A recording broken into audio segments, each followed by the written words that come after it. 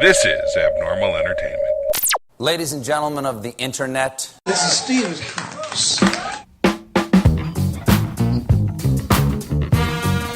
Mr. Stevie Wonder. Mr. Stevie Wonder. Mr. Stevie Wonder. It's the year of Living Stevie. Mr. Stevie Wonder.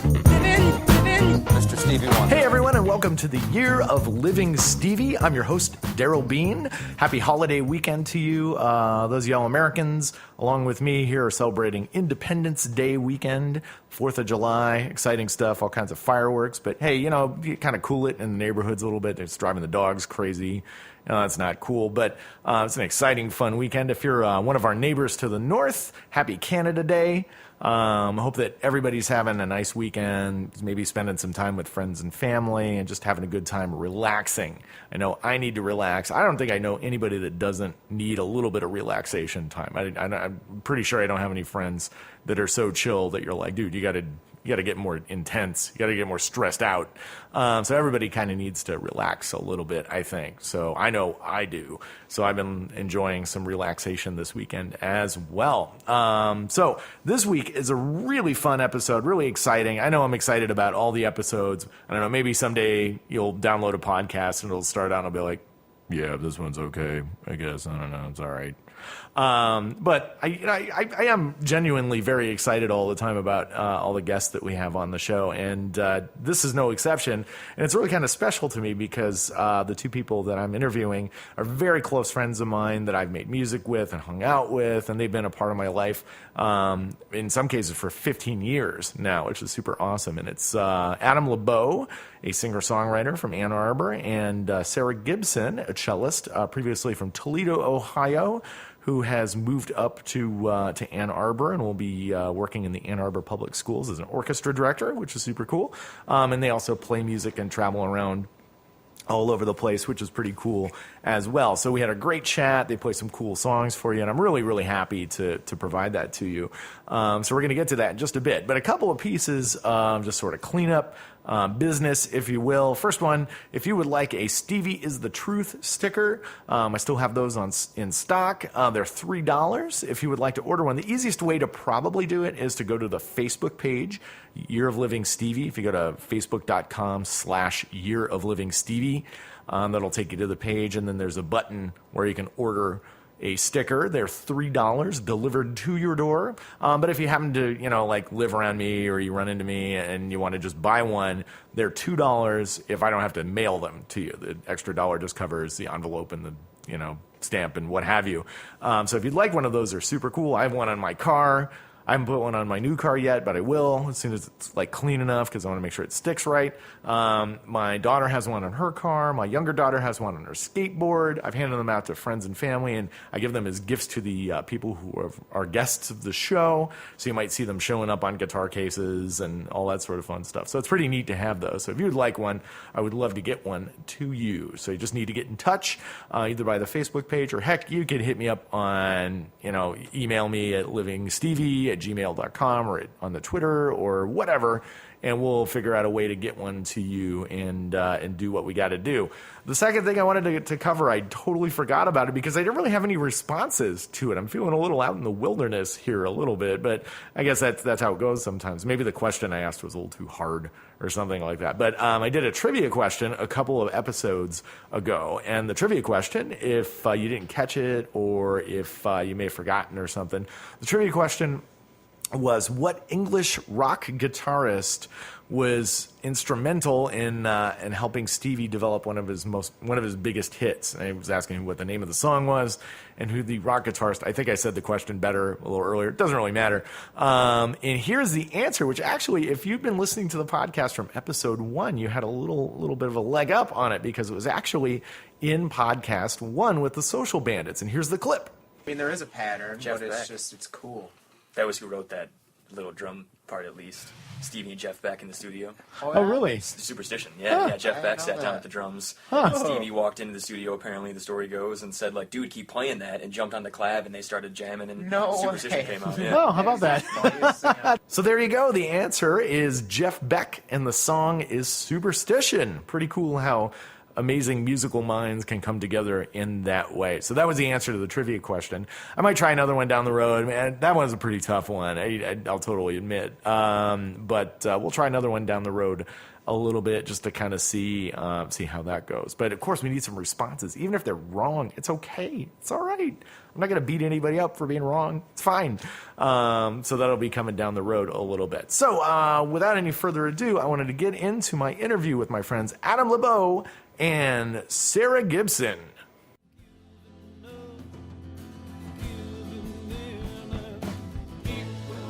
My guests on the show today are Adam Labeaux and Sara Gibson.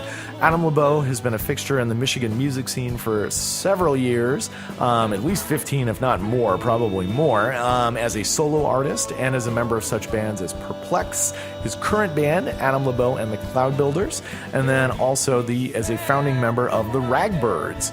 He performs now as a solo artist and with Sara as a duo, and has been touring all over the state and in several other states and working towards developing a national tour. Sara Gibson is just recently moved to the Ann Arbor area, so we've gained a great musician and teacher. Before that, she lived in the Toledo, Ohio area, and was a very, very well-respected and successful educator in the school system there, and is joining the Ann Arbor Public Schools as an orchestra director at the middle school level, and I'm sure will do great things there as well as, and also as a musician performing in pit orchestras and now with Adam for the last year or so. So here is Adam Labeaux and Sara Gibson. All right, cool. So, yeah, I guess we'll just kind of launch into it. That's how it goes in most of the other things. So, whenever you're feeling it. All right, man. Well, welcome to the Year of Living Stevie. Today, our guests are Adam Labeaux and Sara Gibson. Would you say hi, please? Hello, hello, hello. Hello. And we're here in Adam's palatial estate in the woods. And we're just hanging out and talking. We're talking pools and the fun, which you've heard me talk about a little bit on the podcast too, and all the joy that comes from owning a pool. So hopefully some of you guys know all about that too. So yeah, we're here. We're talking a little bit about Stevie. And this is kind of a weird, well, not weird, but it's an interesting episode for me because a lot of the people that I've interviewed, I kind of know, but maybe sort of, I don't know, sort of sort of casually or just because we've play together once or twice or something like that. But in this case, these two people are very, very good friends of mine. So that's a really fun, kind of cool thing that we're doing too. So Adam, I've known Adam 15 years? Oh, goodness, it's got to be. It was sometime around, what was it, like 2003 maybe, I think? Yeah. So we're reining in on 15 years. Yeah. And then Sara and I have been very good friends for, 3? Yeah, I think about 3 years or so. So that's a really, really cool thing. And, I don't know how that's going to translate into the interview part of it, too, because it's like sometimes you feel like, I'll ask them this question. I don't know. Well, I don't know these people anyway, so who cares? But we felt pretty much the same way. We're like, well, we don't really want to suck, but it's Daryl, so it's just all right. It'll be fine. Yes. And all the other people who've been on the show, that doesn't mean that I don't like you. I like you a lot, frankly. But anyway, he likes us best. But but it's a little different. So just to kind of catch us up a little bit, if people aren't familiar with who you are, what you do, kind of explain, your musical adventures, if you will. Wow. I know, that's kind of a big way to put it. Well, that's pretty obtuse. I got my arms stretched out. Just for those who can't see, because I know none of you can, they're stretched out completely in a 180 degree. With arms wide open. Yeah, that's pretty wide. My musical adventures. So, as in what I do. And right now, yeah. What are you doing right now? Well, right now, I am a touring musician. I'm a full-time musician.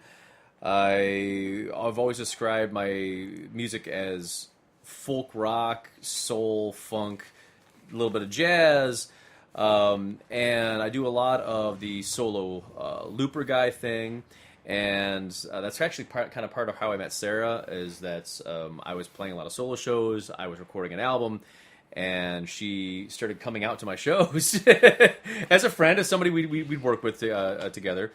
And so I do a lot of the solo looper guy thing, and also play in a band occasionally called the Cloud Builders. And yeah, just tour over the local states and hopefully points beyond. Very cool. How about you, Sara? I've been playing cello for almost 30 years. Ah! You also can't see me, I know. Isn't that I crazy? look. I thought about that with the saxophone too, though. I'm like, I've been playing saxophone for like 33 years now. Right. What? Yeah. But I've been an orchestra director for 16 years in Toledo, Ohio, and I have new adventures here in Ann Arbor, and I'm very excited to be part of the string faculty there. Very cool. Yeah, I can't wait to teach those students. Do you know like roughly how many students that you'd be seeing in that school, or I don't know yet. Don't know yet. Yeah. No. So it's all a big adventure. So it is. But I've been playing. I started off playing in praise bands in church, and then I just really got into jazz and blues in college, and just continued playing with whoever I could, and been asked lately to play on different albums. And yeah, everybody's asking you to play now. I'm a little jealous. I'm just saying, just a little bit. I'm jealous. That's my cellist. And I've been picked up at a local folk trio, A.S. Coomer Trio. I've been playing with him for a little bit. Oh yeah. And it's been really fun to branch out and try to develop my playing more and more every day. So very cool. And both of you really are kind of masters of self-effacement, because like, for example, Adam, I mean, you've got how many solo records? Like you're in the third or fourth? I'm trying to remember. Well, let's see here. I'm looking at my shelf over there actually to see if I can count them up. So I have 3 solo records. Mm-hmm. Then of course there's my can we still call them records? Is that what we do? Sure, why not? Okay, because we're old enough, right? I'm a hipster. So there's still records. All right, so I have none on vinyl, and they're not coming either. So I have 3 solo CDs. I have a CD with my first band, and then a CD with a band that happened in the middle, which is Annalise Company. Yep. And then, of course, I was in recording with the Ragbirds as well. So. Right on. So, and then Sarah, like, you're like, oh, I just taught music for 15 years. Like, you had an incredibly successful program in Toledo that was award-winning. Am I right? I mean, got superior ratings. Yeah. You know, whatever. We toured a lot. So yeah, very successful in your various things that you do, and now you're kind of like branching out and trying new things, which is really exciting. You know, that's really, really cool. That like here you are, you're new school district, whole new adventure with that. Cloud Builders, whole new band, and to be perfectly honest, I've been really excited about Sarah and I, and the amount of time that we've been spending together and working together. Is that again when I've said what I do now is improvisational folk rock and soul. That's sort of the tagline that I do when I go out and perform. And when Sarah started coming to shows, she would just bring her cello, and she would just sit in. And she was amazing, and she was awesome, and it was fantastic, and we would do these great things and have these great moments, and the improvisational nature was fantastic. But now that we've known each other for, how long is it now? A little over a year?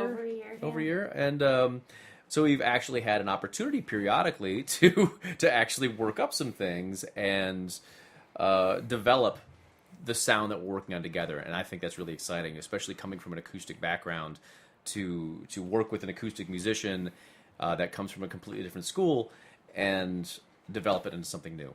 Yeah, there was actually something I was just kind of thinking about as I was, kind of thinking about how both of you have come from kind of different backgrounds and from different experiences and from different sort of trainings, if you will. Training? Well, did I have training? Yes.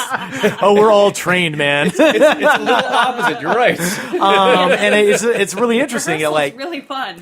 and everybody that everybody that I've talked to, and pretty much everybody that I know, it's unusual for somebody to be like, from say like a strict classical, not strict, I mean it's kind of like, that's one of those words that like I kind of like to blow up that balloon a little bit, that somehow because you're a trained musician from a university, or because you've taken a lot of lessons, or because you play an instrument that people particularly tend to think of as sort of like a heavily disciplined, like, ruler on the knuckles that kind of an instrument. Did it? No, actually, it's pretty true. But I think it's interesting how like you can come from that sort of background and just what that was like. So when you first started playing together, it might be interesting to get sort of like your experiences about what that was like. Like when we first started playing together, like how you felt, like particularly if you felt like in the moment, if there was like, if you had to adjust, like what kind of adjustments did you have to make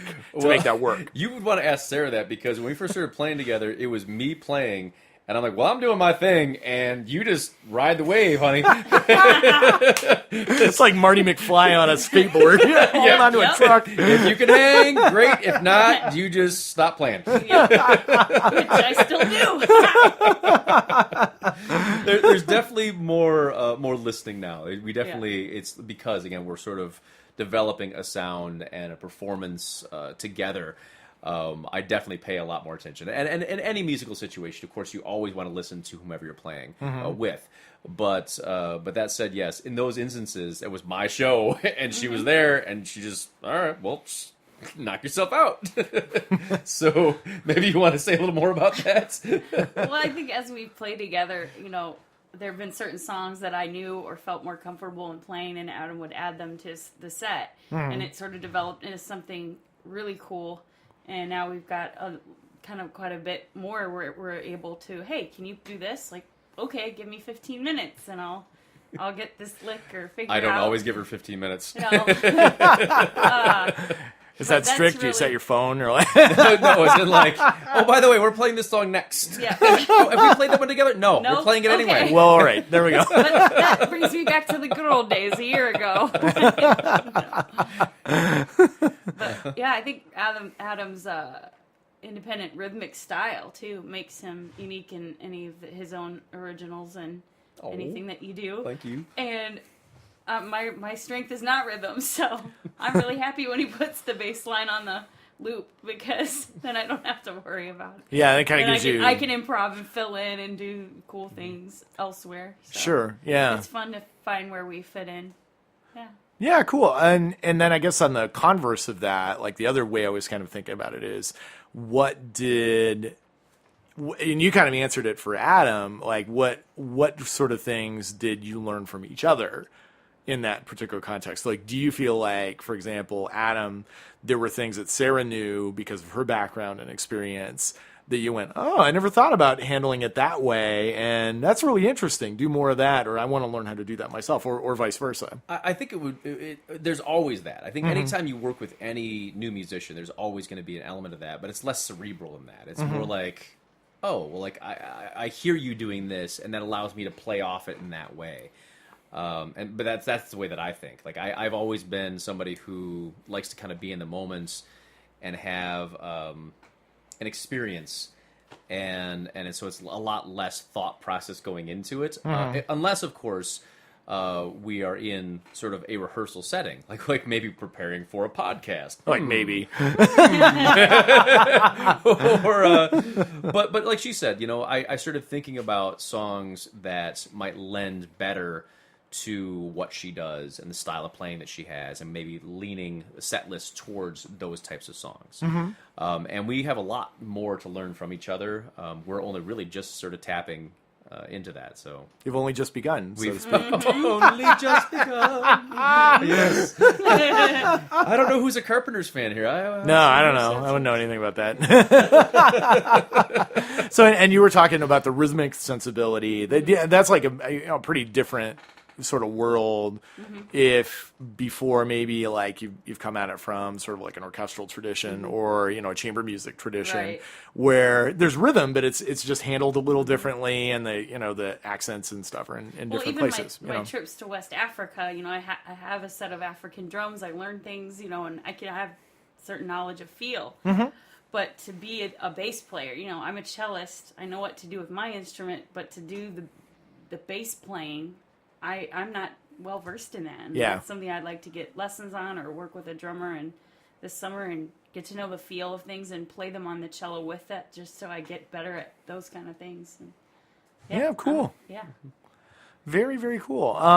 So, and I'm drawing a blank. Why am I drawing a blank? I usually have the next question to go to after that. I expect you to have a clipboard. Like, I'm going to ask this. I don't. I should. This, and then I ask everybody this. I should, but it's like I don't know. Like my favorite interviews are like, I don't know if you've ever seen Off Camera with Sam Jones or not, but it's this great show. It's on Netflix. And he's a photographer, but he also did this documentary about Wilco called "I'm Trying to Break Your Heart." And he does these sit-down interviews, and he's usually got like an iPad with questions, but the questions are so rangy, because he talks to all kinds of different people. He'll talk to Tony Hawk, and then next week he's talking to, Johnny Depp, or he's talking to all these different musicians and actors and athletes, and it's never like, he's going to ask that question again, kind of a thing. Like, it's really very conversational and in the moment, which I really liked. So I like that too. I used to interview people to hire them on jobs, and I did not improvise much. It was just, where do you see yourself in the next 5 years?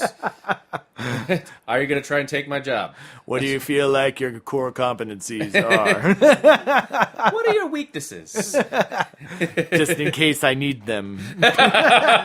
This is actually, it sounds kind of fun. I think I'd like to do that at some point, be an interviewer for a corporation and just be like, so what do you think your weaknesses are, sir?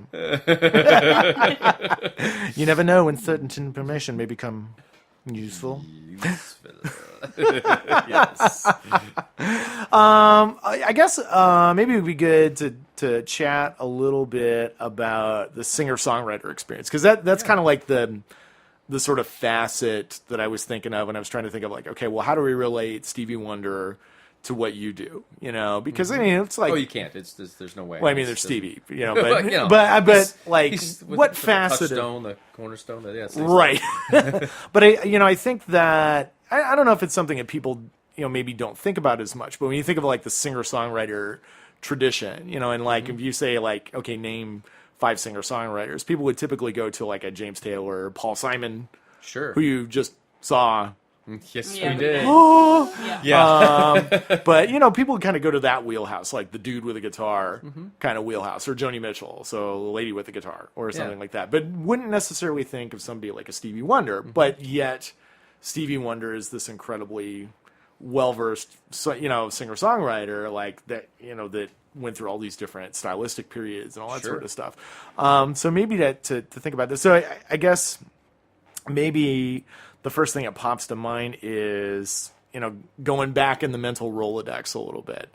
When you first started writing songs, what was the impetus to do that? Well, to be perfectly honest, when I first started writing songs, I was walking home alone from school, and I couldn't play an instrument, and I would just sing lyrics and songs to myself. It was to entertain myself, and also as a form of expression. It was something to sort of, I was surprised. I was a musician. I was a loner. I was so sad. It was so sad. But I would sort of, sing out my day, and I would make lyrics up and these songs up on my way home from school just to keep myself company and to sort of, talk things through. Mm-hmm. Yeah. So cool. So it basically kind of sounds like. I remember kind of doing that when I was a kid too, almost sort of like a way of processing the world around you, and a way of kind of putting it in a context that was meaningful to you, So where was that kind of bridge moment of, oh, this is something I can really do for people? You know what I mean? When I learned 3 chords on the guitar. When was that? When I learned 3 chords on the guitar, when I was about, I think it was maybe 15, 16 years old. And when I learned my first 3 chords, I can write a song now. I can actually write a song now. And that was it. I think I wrote 3 songs in the next week. I had a lot to say. And it was all pretty sappy. Janie doesn't want to go out with me. Why she's such a bitch? I don't know. Or what? That was me. Play that one for you? That was me, actually. Oh, yeah. I don't delve back into those songs very often. Sometimes I do. Sometimes I like to pull them out and just play them on stage just because it's fun and funny to me, and maybe no one else gets the joke, but but yeah. I mean, as soon as I could accompany myself, that's when I wrote poems and whatnot, but as soon as I could accompany myself and actually write a structure of a song, in the loosest of terms, that's when I started writing songs. That's the part that keeps coming back. I'm going to do that. Okay. Right. Okay. Oh, chorus. Okay. Yeah. You're learning the terminology and all that stuff as you go along. Yeah. And I get sort of like a corollary question. I guess it's on an instrumental level, when do you feel like playing the cello. And first of all, is that your first instrument, or did you That is start? my primary instrument. So that's always cello. been cello for you. Yeah. Awesome. See, I'm learning I so learned much. guitar though. I was a hippie chick with my guitar too, and I did write some songs earlier in the year. Did you? Okay, well, tell us about that. I'm sorry. I'm Hello. sorry. I It was- assumed. That's awesome. No, I did. I was actually a camp counselor at Girl Scout camp, and I wrote the Camp Whippoorwill theme song, and it was sung for like the 2 summers that I was there. You know, Okay. Wow. and taught the campers. Yeah, so bring it on. pretty There's a guitar right oh, there. No, You no, can- no, no way. To make the whippoorwill stop. Whoop, whoop, whoop. Well, actually, probably. You- I'm you- gonna have to dig it out. I don't You even really know it must. anymore. I cannot. I demand. I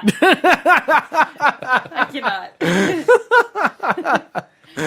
You got some time. You can work That's on it a cool. little We'll bit. work it out. It'll be all right. It'll be like so. Whippoorwill. Yeah. You know, and I did the cheesy thing and wrote a song for my college boyfriend. You know, it's really lame.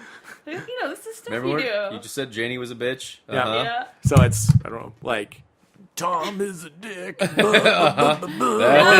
like what was I it? wasn't, like, Say Taylor anything with Swifting the? anything. It was actually like a love song. Oh, it was a good And thing. Okay, all right, it was cool. for And what him. happened with that? I'm just curious how that worked out. It did not work out. Was it like was it Say Anything? Or, no, 16 Candles or something? Where's the one with the girl who writes all the songs about Joe? Oh, that's It's like, she's got 58 songs about you. I think it was Say Anything, actually. I don't know. Yeah. Joe lies when he cries or whatever. I don't know. But, No. so very cool. That's awesome. Do you think that given sort of like the I don't know, like, I don't know what a good word for it is, sort of like not transformation, because it's really music is music. I mean, right? I mean, like Yeah. making music is just making It music. is. But in the route that since you found yourself doing more sort of like folk sort of stuff and playing, do you think that songwriting is going to become more of a thing for you? Or? Well, I feel like I have a lot to offer whenever I play with a group. You know, I comp it on the spot, but then I fill in and I'm helping be part of the ensemble, just like you would be in orchestra. But I'm writing my part, you know, and I'm fitting in, and I think that's made me a better musician to on the fly write my own music right now. But Here, I Very was cool. expecting you to say I was already working on my own solo project, and it's Well, it's funny you should the ask. Sarah Gibson Whoosh. experience, and I'll be playing next week. I kind of got a gig at the Troubadour. Sorry, Adam. All by myself, don't wanna be. Fantastic. So cool. But so there's songwriting in your past, possibly maybe in your future. I Maybe. don't know about that. Maybe, I don't know. Leave We'll that see. up to Adam. And on an instrument, like sort of as an instrumentalist, because I remember, like, I can tell you exactly the point when I went from just a dude that played saxophone in school band to, holy crap, I'm going to make, not like necessarily I'm going to make a living out of this, but this is something I'm going to do for the rest of my life. And maybe, if I'm really, really lucky, make a living at it. I remember when I was in high school, we had people come in to do sectionals with the group, which had never happened because I went to this little, not a little school, but the band program was tiny. We didn't have any money. So the idea that there were other people other than your band director that could come in and teach you was like, poof, right? First of all. And then the guy who came in was this tuba player from Jamestown. Normal Idell was his name. And he came in and he did, did a sectional and stuff. And I just kind of chatted with him for a little bit. And I'm like, so what do you do, man? And he's like, well, I'm a professional tuba player. That's a thing. And it was exactly like, and I just went like, wait a minute, you can make money doing this? What? And then like, wait a minute, Yeah. you can make money doing this. And then, just like, that sort of, that was sort of like a shift moment Sure. in your life, and you're like, holy crap, I never even thought about that as an idea Yeah. before. So as a young cellist, do you remember a time where I excelled because my parents were able to get me lessons with the best teacher around, and maybe the first time I got paid to play a wedding gig, Uh-huh. and then How old were you when that happened? like 15. I was was in your mind my high school quartet. freaking blown when that happened? You were like, dude, I just got paid to play. Kind of, but the music was easy. It was actually really all we had to do was play rondo and the wedding And that music hasn't changed and much, has Pachelbel's it? canon that only has 8 notes Yep. anyway. And then I got asked to play at the Dayton Playhouse in the pit orchestras as a high school cellist. So that I love playing shows, and that's one of my great passions still today is playing in pit orchestras. So, Sweet. Yeah, I love that kind of playing. I missed that, actually. I haven't done that in a while. Yeah. It's pretty. I've conducted a couple of pit orchestras, Yeah. but I haven't played fun, in a too. while, and it's a lot of fun. Yeah. So that's really cool. Yeah, it's like then the first time you get paid to play, it's just like, Yeah. what? I just made a lot of money. Right. $10. Oh my god! Right. Well, I don't know what kind of gigs you were playing. man. I'm not as prestigious as either you guys. Trained musician. But my passion was really teaching more than I mean. I knew I was going to go into teaching, and so performing was hard, really, really hard. Yeah. In college, being in ensembles, I excelled at. I was in a piano trio in college, and that was one of my best performances to date. Was with that trio. So Cool. yeah, It's kind of fun. I know, like, when I was in college, even in graduate school, that playing solo was always, like, nerve-wracking, and I didn't feel like I did it real well. And it wasn't like, this isn't my strength, really. But when I played in a brass quintet, or if I played in a tuba quartet, or something like that, it was when I was playing with other people and you got that sort of ping-pong of energy between people. That's when it really got exciting. It's like, wow, we did that together. Holy crap, that was amazing. Like, that's when it really, the bells went off when you would do something like that. And yeah, so you had a quartet when you were in high school? Yeah, we had a brass quintet when I was in high school too. So that was always fun to be able to do those kind of things with your friends. Just like go in somebody's basement and hang out for 2 hours and play Canadian brass arrangements or whatever like that. So it's the world of high school music geekery right here. right here. You got it all. No, but I think that ties back to what Adam was saying. Is when I joined him, and now recently we're building something here. To play together, it means so much more to be able to improv off of each other and play or drive it somewhere. Yeah. In the same songs that we've done over and over again, or that he's played over and over again, and it's new and fresh every time. Just like the Paul Simon concert last night, he's up there playing all of these amazing songs that he wrote, but they're new and different for us, that audience, that night, and that's so special.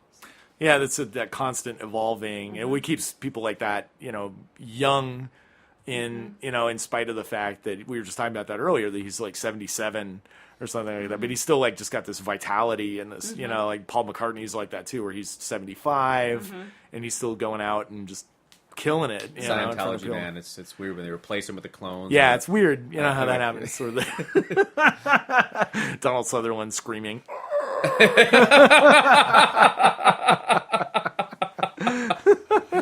So are there any, being that you've done records and like you're capable of producing your own records and stuff like that, are there any plans afoot for you as a duo to do any records together, to work on something? I mean, if we can just throw it out there into podcast land, I mean, Sarah and I would really like to add a third person to what we do. Somebody to kind of round us out, somebody with some vocal chops that can do some harmonies, a multi-instrumentalist, maybe mandolin, fiddle, guitar. If anybody's out there, my number is anyway. But no, we'd like to sort of develop a more acoustic trio. We actually was just talking yesterday, because I use the looper a lot. Maybe getting Sarah on the looper as well, so we make a nice string section. And maybe to hell with adding a third person, and we'll just develop that. But we really want to spend some time sort of working on developing our sound. And, I mean, being the person that I am, I love to be in the studio. I love to create music and write music. And I love working with Sarah. And if it takes about a year, I think, at the most, we will either be in or at least planning to be in the studio. Yes. Sweet. Awesome. Yeah, I think that would be really nice because I know the audience. Well, maybe they do if they're familiar with your output. But knowing your records, it would be really interesting to have that sort of shift in the way that you approach what you do. I mean, already the most recent record that you put out, Itch, has a lot of that where you've got the strings that Sarah played that's actually what the day we met. She came in to record in the studio for Itch. Yes. Oh, right on. Okay, cool. So so you're already kind of experimenting in that vein a little bit, but it'd be kind of weird. Or, I'd say weird as low as a bad thing. It's not a bad thing. It's like it'd be different and unusual to do something a little more broken down and a little smaller, than a full band. Sort of as a matter of fact, that's kind of what really appeals to me about it is that I'm a folky at heart, and I came from being the guy with an acoustic guitar who sat and sang sad songs in the corner of the party. So being able to come back to a much more acoustic sound. And that's kind of actually I'd like to get more even away from the looping and actually make a legitimate, tight acoustic sound. It's really where my heart lies. And I mean, I love the funk and I love the soul and I love rock and roll, but there's a certain sweetness and a certain presence, a certain present presence. To have it be just acoustic instruments and just voices, and I definitely am looking forward to exploring that.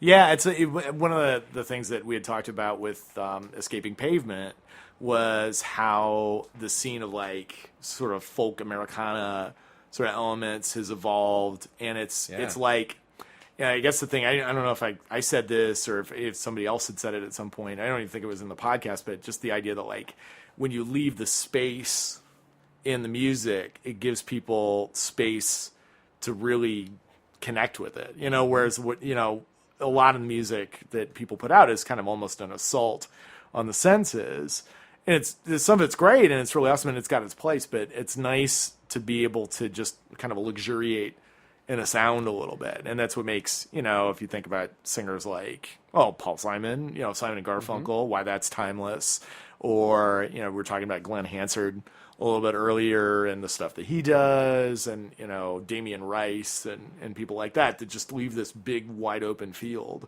for you to sort of just be in. One of the things that I've searched for many years when it comes to anybody I like to play with, because I mean, if you're a musician, you're in garage bands. Hopefully, you're in garage bands. You start off and you play with everyone else, and most people are so excited to play with anyone else or in front of anyone else or just to be playing at all, that it's just balls out all the time. and it takes a long time to learn the subtlety and to learn to listen and to learn to leave that space. And one of the things that I appreciate the most about music that I listen to and about music that I create is exactly what you're talking about, is where everybody has simpler parts, but as a whole, it becomes greater. So. Yeah, definitely. And it's weird. Like a lot of you talk to a lot of soloists, for example. A lot of the interviews with great jazz players or great blues players, and almost to each one of them, they'll always say as they get older that they play less. It's like, I'm trying to figure out how to play less. It's the notes you don't play, not the notes you play. Exactly. Yeah. And I always thought it was really interesting, like as these people have developed as musicians, and that, it's really easy to be cynical and be like, it's because, arthritis, or whatever. But like, there's this real intent of like, of just like, I just want to play the right notes. That's it. Yeah. It's like that Charlie Parker thing about like just playing clean and finding the right notes, finding the pretty notes. I'm thinking of a moment from Electric Kool-Aid Acid Test when I forget which character it was, but some cat, like, somebody came up on somebody else, and he was sitting on some elementary school playground, probably zonked out of his head, and he was playing a guitar, but he was only playing one note over and over and over again. He's like, this is the note. This is it, man. This is the one. Yes. That is so real on the cello, like the pedal tones, because you're just focusing on that bow arm, like, constantly. I love playing. Getting the tone. Yes! And, Yes. If I get a chance, That's always blowing my mind with music. Like, I know there's this sax teacher, Bob Reynolds, who does online lessons, and I did some online lessons with him and stuff, and he was talking about his practice regimen, and one of the things that he does is, like, he'll just play long tones for an hour, like one note on the horn, and just see how many different colors he can get out of it. And I'll admit, I'm OCD. I can't do that. Or not OCD. I'm like ADD. I just am like, right? It's like one of those combinations of letters. I don't know, but yeah, I'm like, OPP. Yeah. You know me. Yes. But yeah, I'm just like, dude, I couldn't imagine. My head would explode being in there for an hour. Like just doing, and I'm like, well, maybe you should play the cello then. Maybe I should. It's way perhaps. more fun. It reminded me of a story when I was married, and this might be the reason that we got divorced. Is that I had a recording studio, my first recording studio, 8-at recording studio, and of course I was recording my very first record. Because what do you do when you have recording equipment? Is you start recording right away. That was Shadows and Reflections. And so I recorded most of the stuff, and then if anybody's out there, if you've been recording, you know that you have to do stuff over and over and over again to get it just right. And so all my ex-wife heard was me going like over and over and over. I already want to leave, man. And then they'd be a different pitch, and like just the same thing, and it. Probably that's probably the reason. I can't guarantee it. I mean, you'd have to ask her, but yeah. I wanted to bail. I was just like, "Where's the door?" No. Yeah, that was like just 2 seconds ago, and Daryl's like, "Yeah, can we finish this interview right now?" Woo! Look at the time. No, but you're right. I mean, like, and a lot of times it's not even just getting it right. It's like getting to the point where you're comfortable enough with it, where you can move beyond it just being right, and it feeling comfortable and real and honest, but correct at the same time, and that takes a really, really long time with things, you know. So yeah, I could totally see that, and it's really interesting that hunt for the sound. Mm-hmm. You know what I mean? Like spending that time and really digging in, and it's what people who aren't musicians maybe have a hard time with, that don't really understand. Like, why would you spend an hour doing that? That's the discipline of it, just like any, like sports. Like, why would you practice your free throws for 4 hours? Perfect spiral. Yep. Yeah, right. I mean, there's just, So it's there when you need it, basically. Mm-hmm. That's what I've always heard it explained. It's like, well, when you practice it, you got it when you need it. And if you don't practice it, you don't have it when you need it. You know. And that's the same thing with improv. We talked about the modes. Like, you were talking about what influences we had. It's some of the theory. Like, Adam knows all the theory. He knows all of it. Plays it. He plays it. I can fake it pretty well. But I wrote up like a sheet of like how you That's play the all this Vermonian scale. mode. Right. But I'm just saying, I don't practice my modes enough to play modally. I don't play a lot of jazz. I can do blues, but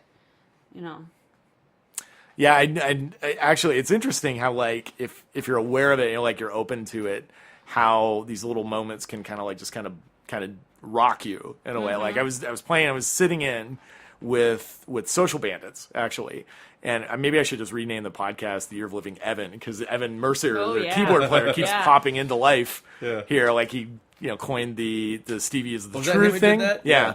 And we were playing. He was playing keyboards, and I forget what we were talking about, but he just said, "Yeah, man, if you don't hear it, don't play it." When he was talking about solos, and I was like, that was just like a boof.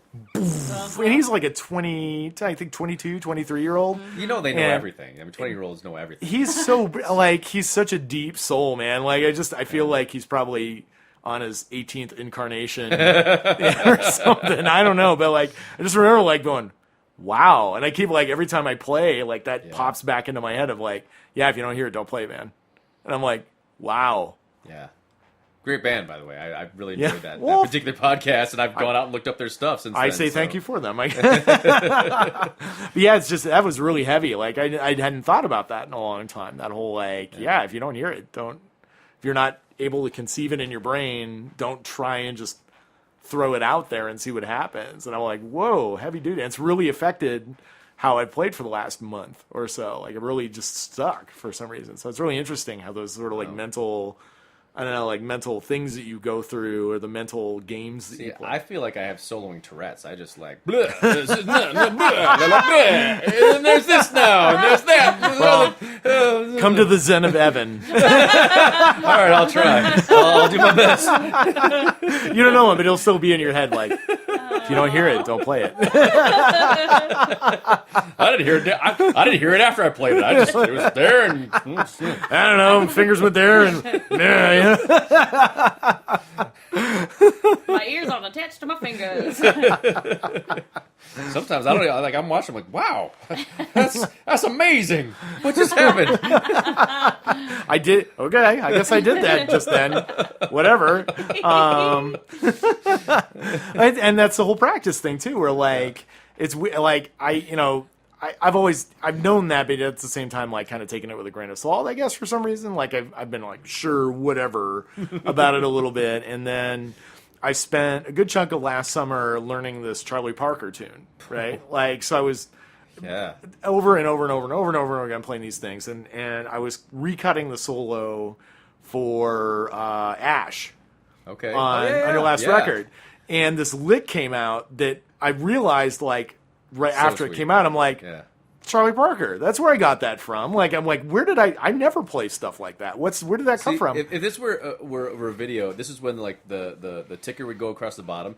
Ash appears on Adam Labeaux's most recent solo album, Itch. And yes, it just did virtually, so there you go. Okay, sweet. Okay, and Daryl laid some sax on it, and it was this beautiful solo. And it was totally that, where I'm like, where did that, like, I really didn't know where that part came from. Yeah. Like, I just kind of went, I don't play stuff like that. What was that? And I'm like, oh, now's the time. That's where that came from. Oh, so now I'm a believer. Yeah. And if you don't hear it, don't play it.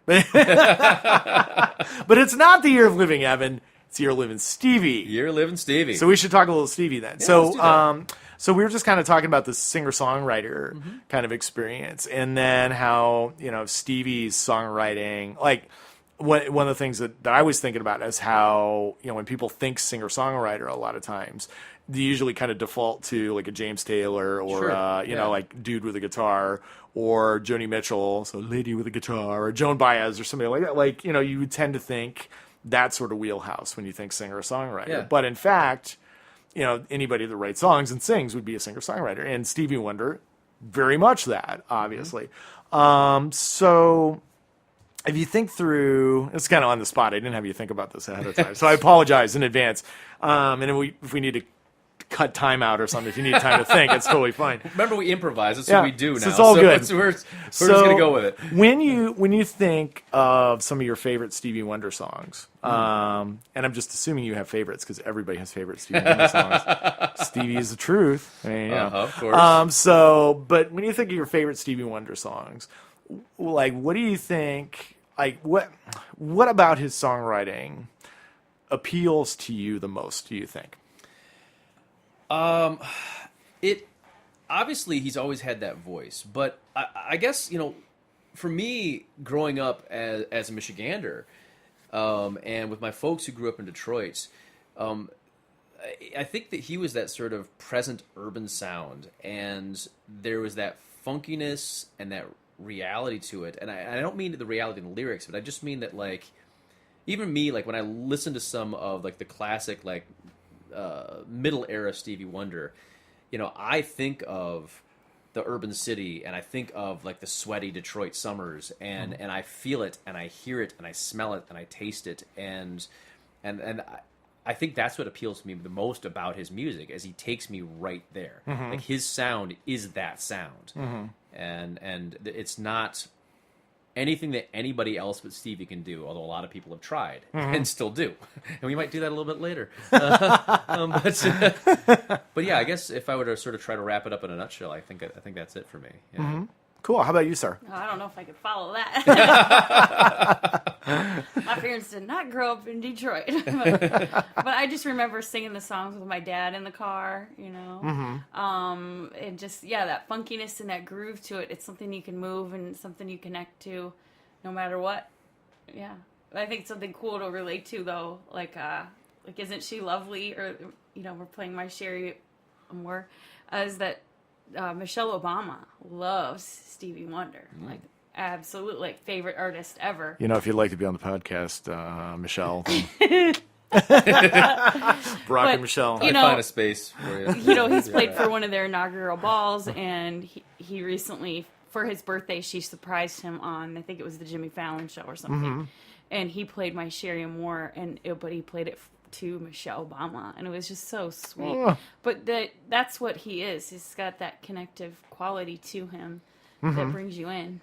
Yeah, I think I heard you say on one of your other podcasts about you don't know anybody who doesn't like Stevie Wonder. Right. It's true. And Right. there's a certain universality. What's that? Universality? That works. All right, I'm Universality. That works. If it's not a word, I made it up. It's universality. All right, so to his music, to his sound, it's there are very few people who it rubs them the wrong way, and well, Stevie's truth. I He guess. is the truth. That's the thing. He's the truth. There it is. Yeah, it's hard because like I don't know if I could even answer my own question that I just asked in a way because it's just been like that's just been the music that I've had around me my whole life, and that it's just like there. You know what I mean? Like it's kind of like asking like, well, why do you think the leaves are green? I mean, there's a reason for that, but it just is. You know, like I feel like there's these linchpin songs throughout culture now. You know, I mean, you look at Beethoven's Fifth and Superstition. You know, they have the same cultural impact. They're just there. Yeah. Like, you try to listen, like, well, when was the first time you heard Beethoven's Fifth? When was the first time you heard, Superstition? I don't know. It's always been there. And it's like the universe. It's just always been there. It's one of those songs. And I feel like... So you are playing. Let's talk about "Isn't She Lovely" first, because I think that's the one that you picked, right? Yeah, it is. Okay, yeah. so let's talk "Isn't She Lovely" a little bit. So from "Songs of the Key of Life," Yeah. one of the longest hit songs in the world because it's like 7 or 8 minutes long. It's The run out. Yeah, which is ironic. Like it's like actually 2-minute song, but he decides to just riff on the harp forever, awesome. forever. Which, I play harmonica, but you'll find that I'm not going to play harmonica today because I did not want to be sized up next to Stevie Wonder's harmonica playing. No, I'll So blame you. he makes me take the solo. That's right. Hey, by the way, would you mind just doing Shift. the whole harp? It's kind of thing? good. Because isn't she lovely? Well, that's it, of course. Oh, yeah, absolutely. That's the whole reason. No.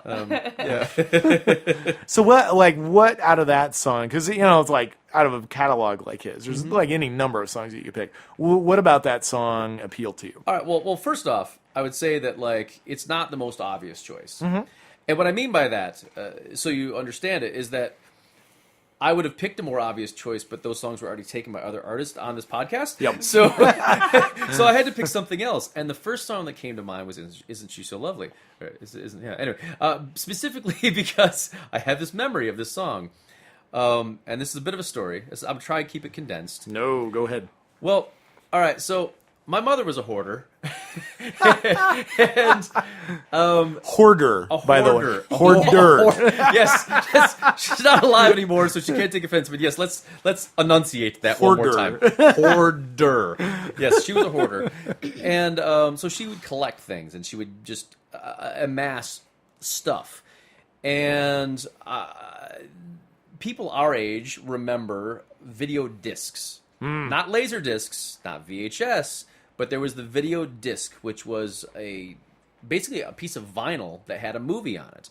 And halfway through the movie, you would have to slip this whole plastic shell in and pull it out and flip it over, and watch the second half of the movie. You remember that? I remember that. Okay, so not many people do, but these video discs. Well, when that technology became passé, about 2 years after it came out, one of the stores that was renting them at the time decided to sell off their stock. Well, my mother bought the whole stock of video discs. What? How much was that? I don't know. I was like 12-ish at the time. Sure, yeah. All right, so she brought these all home, and they sat in the back room. So over the next year, I started, going through those, and I was always a movie kid, but I think that actually helped sort of develop my movie tastes. And after, like I said, somewhere in the middle of there, I found there was a Playboy video, and it had like Dudley Moore on it, and it had some sexy time stuff on it too. Oh, was it one of those like Playboy After Dark? It was like Playboy things? Playmate thing. It was like the magazine would be, but in video format. But was it like a variety show kind of thing where like Dudley Moore would come out and do something, and then they'd sort of interview him for a bit, like they do an article in the magazine. They interviewed him. And then they'd have like the centerfold, and then they'd like do a thing about whatever, like liquor or something. And I remember there was this naked chick as the playmate who was roller skating on like Venice Beach to "Isn't She So Lovely?" All right, there you go. And it came back to me.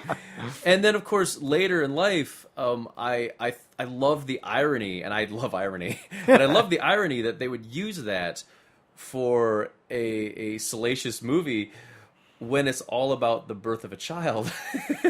There's something about that was so perverted and inverted that I loved it. And I thought, I want to play that song. Yeah, that's pretty messed up because it's like, you know, because I was just thinking, I'm like, even the words like just at 1 minute old and all that stuff, like it's kind of hilarious. Actually, it's pretty funny.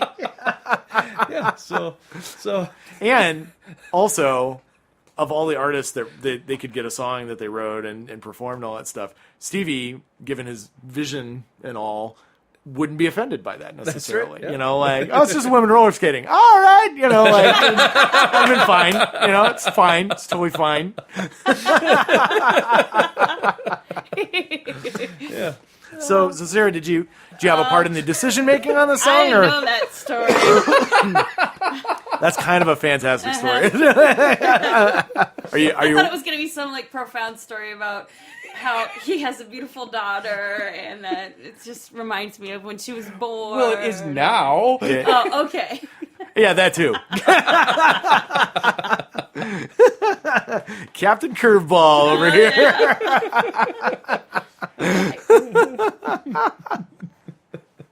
Oh, man, that's a great. I don't know if anybody else is going to have that story like that. I'm pretty sure that's just pretty unique outstanding, to me, man. That's pretty. If anybody out there can find that video disc. I looked for it. I wanted to like quote specifically which one it was. Episode 214 of the or whatever. I don't know. That probably would have been kind of creepy, actually. I have them all cataloged.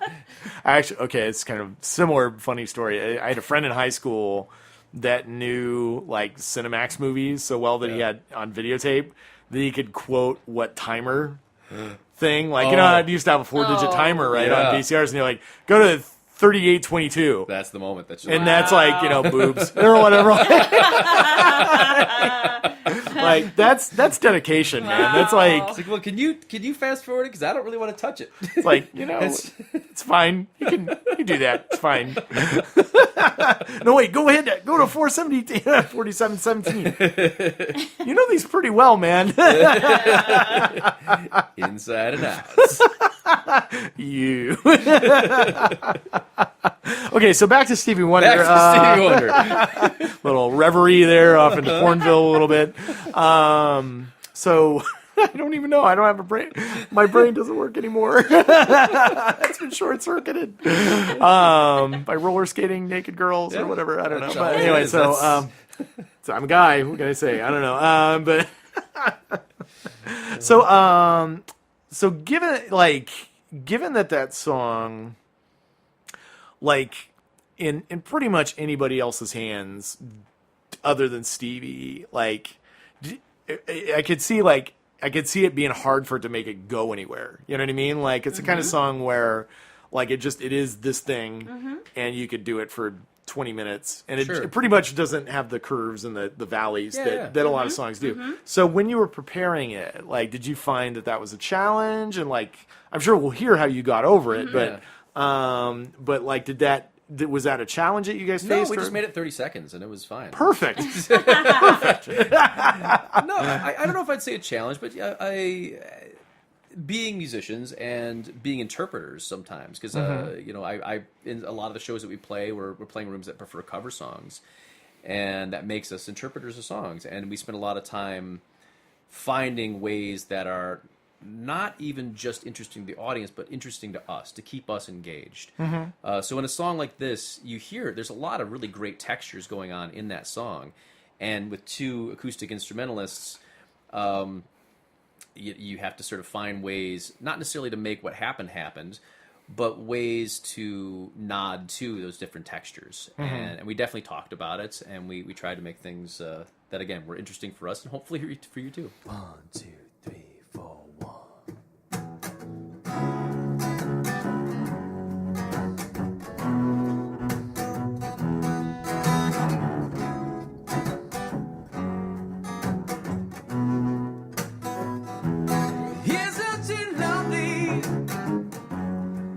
Isn't she wonderful?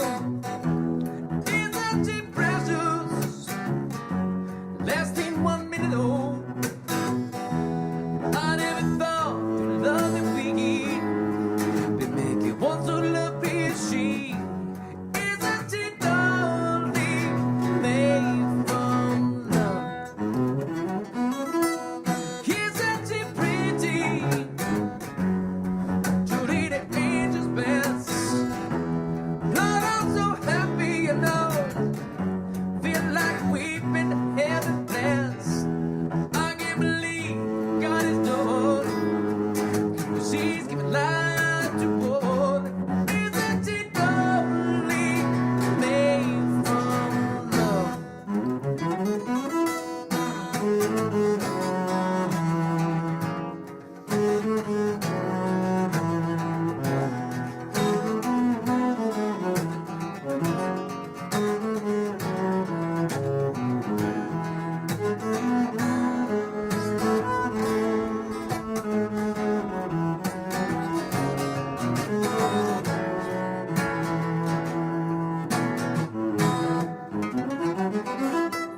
Isn't she lovely?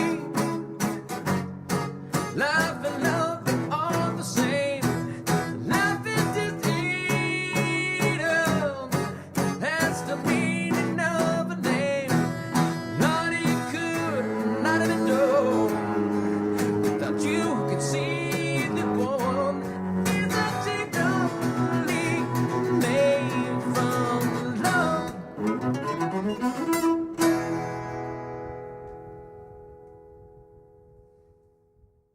All right, so for our second pick, my choice for you to play was My Cherie Amour, the classic 60s, late 60s tunes for the teenage Stevie Wonder thing. So how much do you hate me now? Actually, not at all. I mean, good. I was kind of surprised to end up with a couple of more ballady songs. I really wasn't expecting that to happen, either for my pick or for your pick. But here we are. But All no. the funky songs were gone. So. Yeah, well, not all the funky songs, but you know. but you know, yeah, no. But no, I was actually really have enjoyed learning the song and digging into it. It's fun to sing, and I mean, I know about Unrequited Love. I mean, yeah, I've been there more than once. So. Yeah, it's definitely something that has a personal feel to it. But then again, as we sort of mentioned earlier, most Stevie songs do. Yeah. There's that touch point part of it too. So it's like, how familiar? Like, was that a song that you knew pretty well? Not playing wise, just being something you've heard, or like. Absolutely. I don't even remember how much radio play it got, but I know that it's a song that I was very intimately familiar with over my life.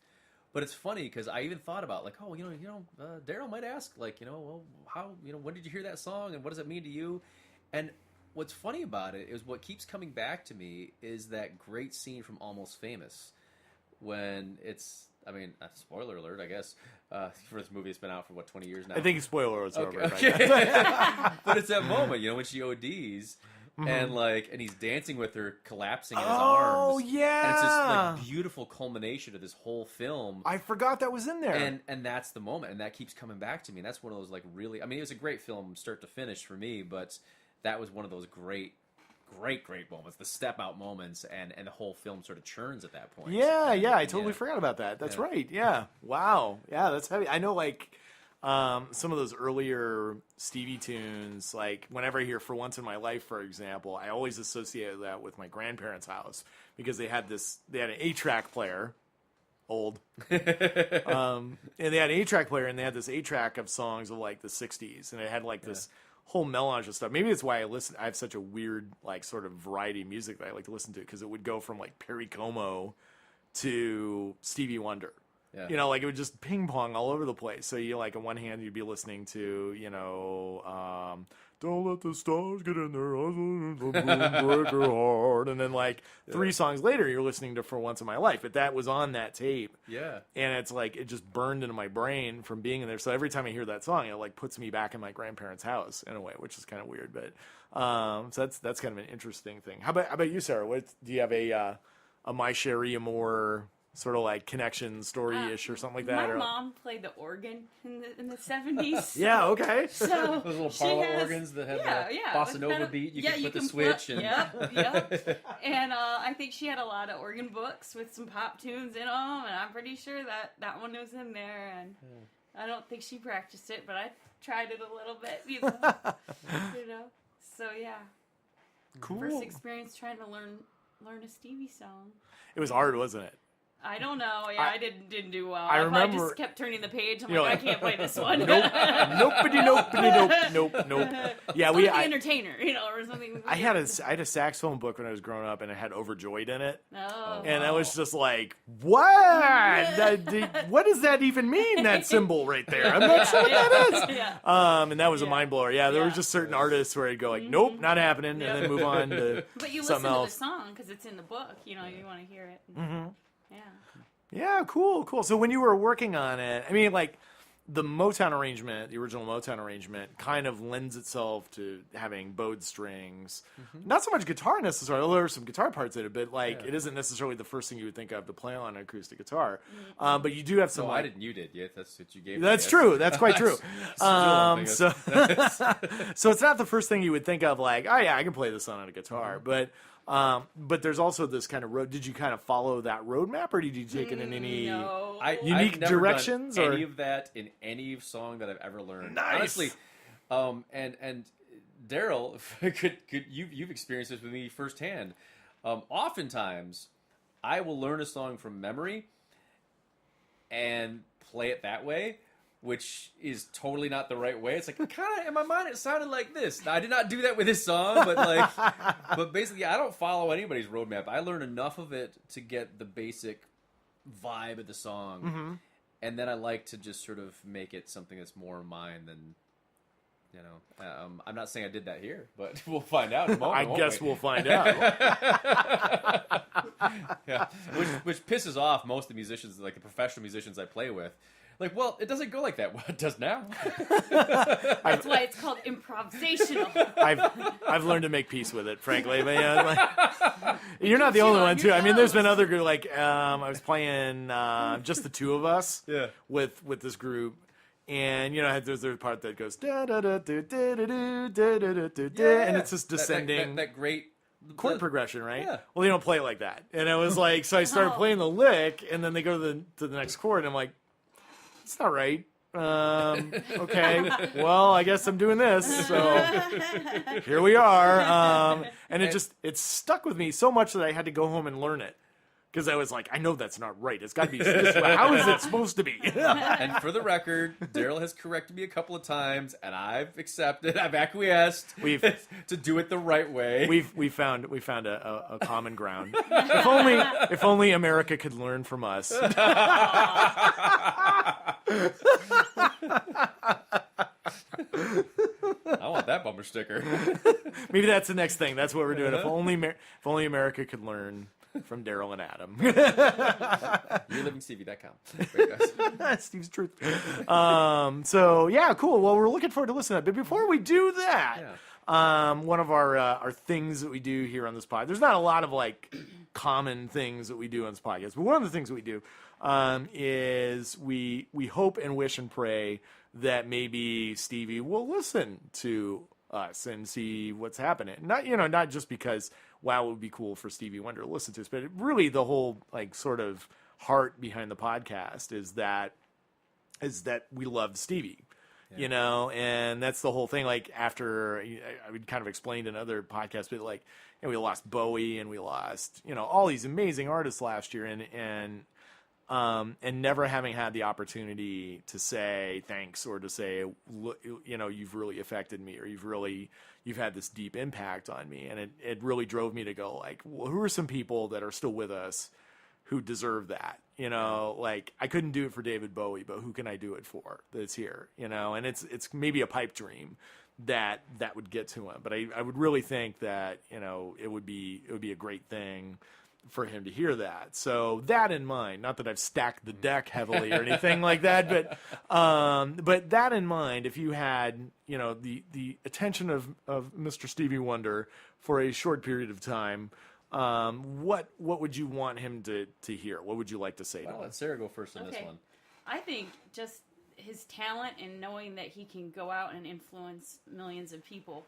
You know, it helped Michael Jackson to start, you know, to go off on his own because of Stevie. You know, he's like the first one in Motown at that young age to be doing what he did. And it was a complete inspiration, and his music continues to inspire all of us. Like, even now, doing this project has, like, made me a bigger fan. Yeah, if some knucklehead in Michigan decides he wants to do this podcast because, you know, like really, seriously, think about being like that would be a really heavy thing to think about, you know, and really make you go, wow, look at what I've done with my life. But I think from the educational standpoint, to see somebody with their talent go for it and be found, and now they're the inspiration. I mean, teachers do that every day. We're not found and make millions of dollars or anything, but we influence kids forever, and he does that for us. So that's true, and it's one of the things that's a cool connection with that is in my classroom experience, having done the Motown thing and having somebody like him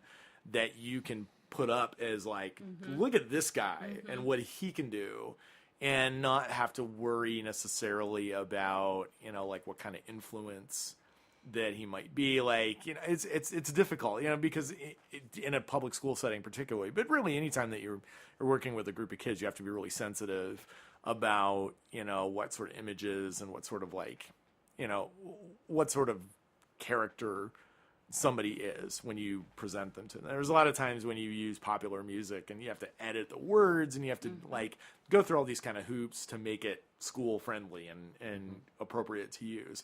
And you don't have to do that at all with Stevie. Timeless. You know, you don't have to worry about it. Like you put up Sir Duke, you don't have to worry about, I better change that because that's, you know, like you can just use the songs as they are and kind of use them as a role model. Not that that's what he set out to be necessarily, but still you can, as this guy who is just, you know, like tapped into his talent and used it in a way that positively affects everybody around him. Yeah, it's a great influence, you know.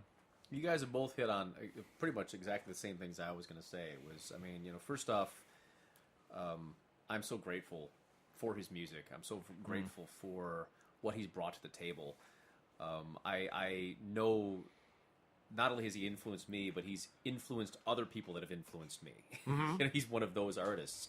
And while he's waxed political on some of his stuff, predominantly, I might even risk to say entirely his music is positive, which is huge. And so, yeah, I mean, I probably mirror things that probably most everyone else you've interviewed have said so far, which is thanks, Stevie. Thanks for being there, and thanks for doing this for the world. Thank you for doing it for me personally. And if I had, you know, just a few more seconds of your time, I'm not worthy to play with you, but if you might pick up this guy Daryl Bean on your next tour, he's pretty awesome, and you probably should do so. Oy vey.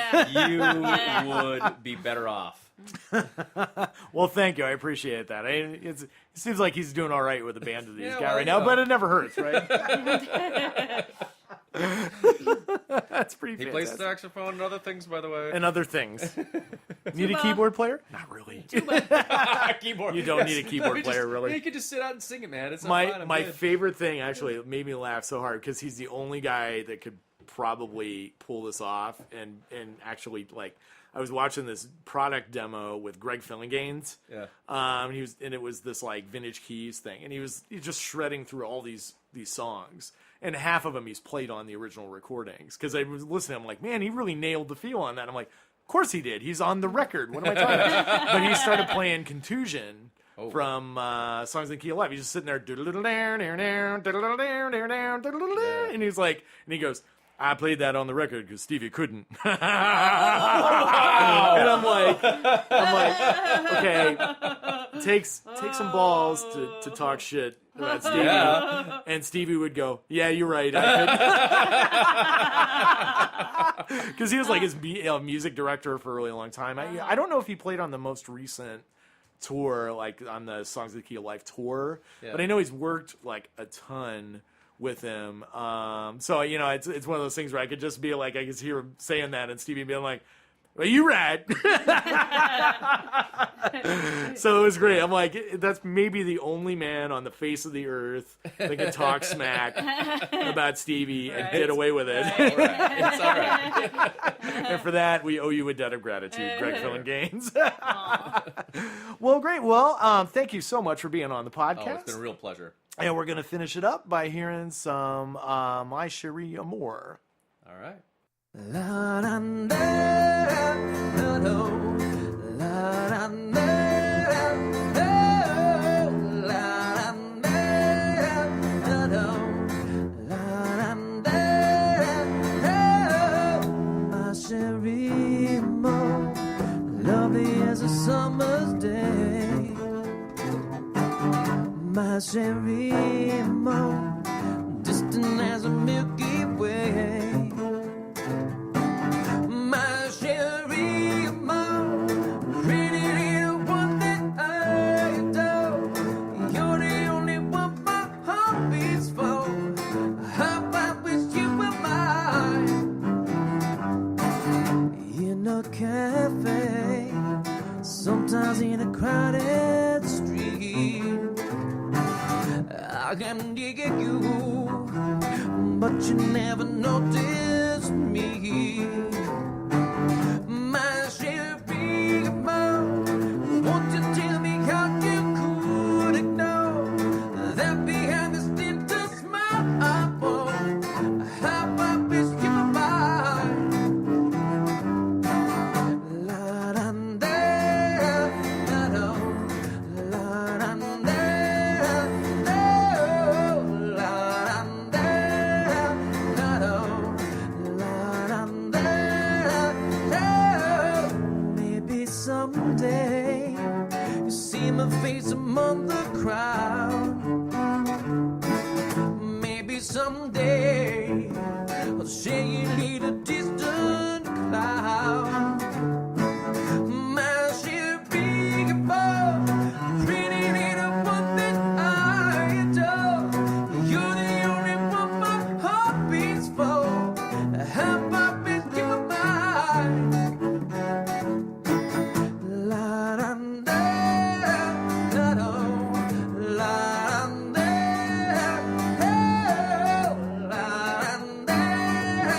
da do, la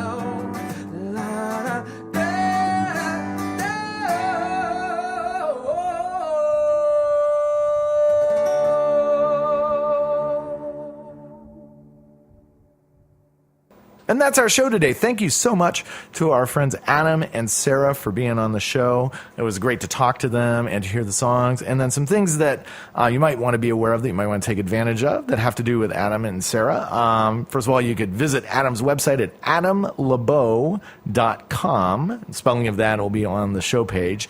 adamlabeaux.com. Actually, it'll also be in the show notes. And at that website, you can purchase his brand new CD, Itch, which features Sara and myself playing on it as well, and has a bunch of great songs on it. You can also see Adam and many, many, many other musical artists live at his show, The Broken Branch Breakdown, which is on July 22nd. And you can find information about that on his website if you go to adamlabeaux.com/B3, like the organ.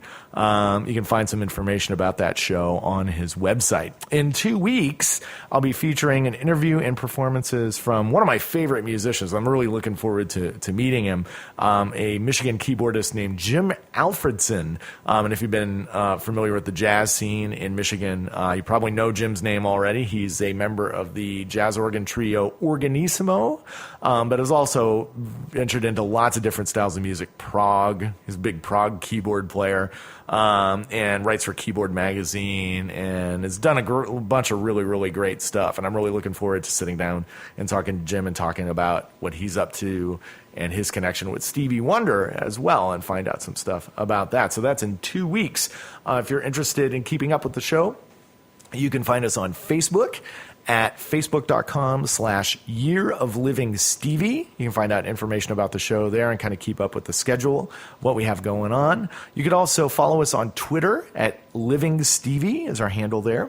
You can email me at livingstevie@gmail.com. And of course, you could also visit the website of our publishers, our sponsors, I guess, whatever you want to call them. Kevin and David, the patron saints of the show, who put us on the air at abnormalentertainment.com. There's a website full of other wonderful podcasts that you might enjoy. There's a political podcast, the No Cry Zone, that's pretty interesting to check out, and lots of other podcasts for all different interests. So if you visit abnormalentertainment.com, you can find out things about the show there and then other shows as well. Or, of course, you could visit the show page at theyearoflivingstevie.blogspot.com. All these will be in the show notes as well. So thank you very much. We'll see you next time. Stevie is the truth. Mr. Stevie Wonder. Mr. Stevie Wonder. Mr. Stevie Wonder.